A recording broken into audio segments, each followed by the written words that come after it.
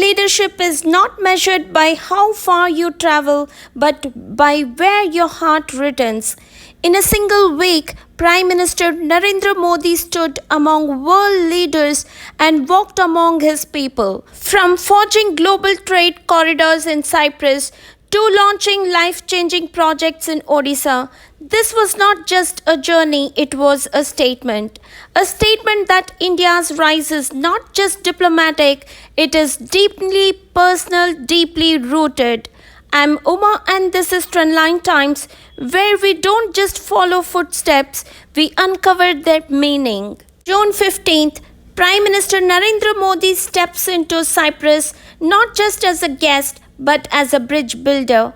At the heart of his visit, the India-Middle East-Europe Corridor, a historic initiative that promises to reshape global trade routes and position India as a central force between continents. Backed by key global partners, IMEC is not just a corridor, it is a statement.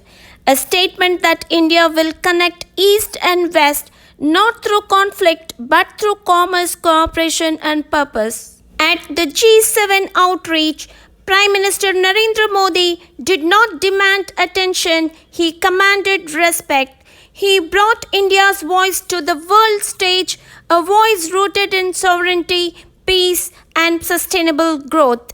Amidst a world clouded by crisis and calculation, his presence offered clarity not through noise but through resolve. This was not just diplomacy at work, it was leadership defined by dignity, direction and depth. Despite high-profile invitations abroad, Prime Minister Narendra Modi made a heartfelt choice to return to Odisha, where development demanded his presence. There, he launched 105 major projects worth over 18,600 crores, touching lives through railways, water, hospitals and highways. Leadership is not in headlines, it is in home soil, and Prime Minister Narendra Modi proved that again. He also flagged India's 70th Vande Bharat Express connecting Gorakhpur and Patliputra, symbolizing progress, dignity and ease of travel for every Indian. These trains are not just fast, they are a reflection of an India that is moving together. From the corridors of Cyprus to the communities of Cuttack, every step of this journey carried one silent truth. India is not chasing the spotlight, it is building the future with bridges of diplomacy, roads of development and foundations of trust. A voice that speaks for peace abroad, a hand that delivers progress at home.